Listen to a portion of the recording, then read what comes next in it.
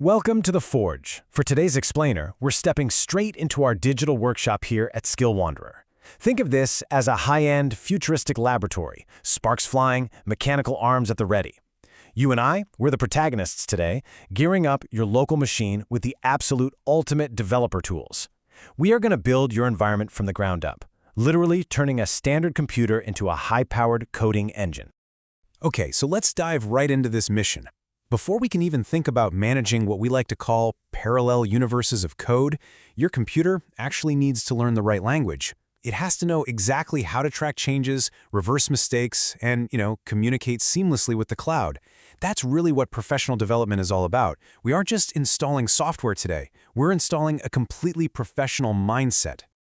To get this going, we're splitting our mission into two distinct mechanical parts. First up, we forge the core engine. That's Git. Git is the version control system that runs entirely locally on your machine. It's the real engine under the hood. Then we've got the Pro interface, which is the GitHub CLI, or GH. Picture this as your sleek control panel connecting your local engine up to the massive cloud network of GitHub. So, forge the engine first, then build the interface to control it. Now, building this core engine looks a little bit different depending on your operating system. If you're on Windows, you're going to head straight to git-cm.com to grab that executable file. Mac users, honestly, you have it incredibly easy. Just pop open your terminal, type the git version command, and if it's not there, a prompt magically appears to install it for you. And for our Linux users, it's a quick trip to the terminal with your standard apt update and install commands to get those gears turning. A really quick tip, specifically for our Windows users out there. When you run that Git installer, you're going to see an absolute mountain of configuration pages. Don't panic. Just apply the golden next rule. Seriously, just keep clicking next for all the default options. Why? Well, those defaults are perfectly optimized by the Git community for your new laboratory. Plus, this gives you Git bash, which is the terminal you'll be using for all your future command line forging. Right, so the core engine is installed. Now we need to build out that Pro interface, the GitHub CLI. Just look at these sleek installation commands. Windows users can pop open CMD or PowerShell and simply run winget. Mac users can rely on the ever-trusty Homebrew with a quick brew install command. Let me tell you, this tool is an absolute game changer. It lets you control your online repositories, create projects, and manage your code without ever leaving your terminal. You literally become a true command line protagonist. We've reached what I like to call the moment of truth. Once those installations are wrapped up, you absolutely must close your current terminal and open a fresh one. If you're on Windows, make sure you open Git bash for this. Then, just type in the version commands for Git and GH. Seeing those version numbers pop up? That means our mechanical arms did their job.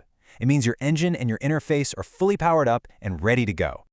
So the crucial point here is we have our tools humming locally. You can practically hear the laboratory spinning up. But an engine sitting in total isolation isn't very useful, right? How exactly do we establish a secure connection to the cloud? Like, how do we take this local powerhouse and connect it up to GitHub, the mothership, where the rest of the world's developers are actually collaborating? You're going to want to follow these exact steps to authenticate. First, just run the gh auth login command. The CLI is going to ask you a few questions. When it asks what account, select github.com. When it asks for the protocol, and this is vital, select HTTPS. It is by far the most straightforward, friction-free way to connect. Finally, choose to authenticate using your web browser. A window pops open, you click Authorize, and boom! Your computer is securely, permanently linked to the mothership. Just before we go rushing into our test flight, there's one last little piece of housekeeping. You gotta stamp your identity on the engine. See, when you save code in Git, it's called making a commit, which is basically taking a snapshot of your project. Git needs to know who is pressing the camera shutter. Run these two global config commands to set your username and your email. That way, every brilliant piece of code you forge moving forward has your exact signature securely attached to it. Okay, let's dive into the final test flight. We can't just take the version number's word for it, right? We need to see this machinery in action. We're running an epic 4-phase verification drill to confirm your machine is perfectly synced up with the cloud. We'll create a secure test folder, initialize our Git engine inside it, take our very first code snapshot, and finally, blast that snapshot right out into the cloud. Go ahead and enter these commands one by one into your terminal. First, create your testing environment folder and move directly into it. Next up, the real magic happens, awakening the Git engine specifically for this folder. Then we quickly forge a text file with the word hello inside. Moving on, we tell Git to track this new file, and finally, we take our snapshot by committing our setup. With that last command, your local code universe is officially chronicled. Now for the grand finale. This massive terminal command right here is your final thruster. It looks a bit intimidating, I know, but it is incredibly powerful. This single line of GitHub CLI code creates a brand new public repository on GitHub, links it to the local folder you just created, and pushes your local snapshot straight up to the mothership. It's the ultimate test to check if that authentication process actually worked. Hit enter and let the CLI do the heavy lifting for you. If everything processed correctly, the terminal is going to spit out a resulting GitHub link. Copy that link, open it in your browser, and look really closely. Do you see your test file sitting right there on the web? If you do, take a breath and celebrate. Sparks should be flying. Your laboratory is completely 100% operational. You've successfully bridged the gap between your local computer and the global developer cloud. But hey, this is a laboratory, and sometimes experiments hit a bit of a snag, right? Let's build our troubleshooting skills real quick. If you try to run those commands and your terminal says Git is not recognized, you've hit a blank slate path issue. It literally just means your operating system doesn't know where Git is hiding. The fix is wonderfully simple. Completely close and restart your terminal or Git bash. If it still fails, just run the installer again, but this time keep an eagle eye out for the box that says Add to Path and make sure it is checked. Now, what if you tried to push your code to the cloud and you get this glaring red error that says permission denied? This is a totally classic authentication roadblock. Encountering this usually means you accidentally tangled with SSH keys during setup, which requires way more manual configuration. To bypass that headache entirely, just remember our rule from earlier.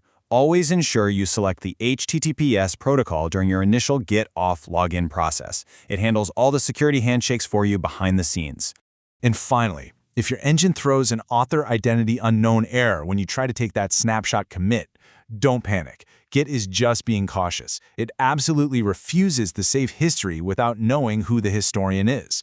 If you see this, simply go back and rerun those 2 global git config commands we covered earlier. That'll properly inject your name and email right into the core engine. So, the crucial takeaway here is that your core tools are armed, your interface is beautifully sleek, and your connection to the global mothership is perfectly secure. You've survived the installation, aced the test flight, and totally mastered the troubleshooting. With this immense power sitting right at your fingertips, what incredible universes are you going to build next in the Forge?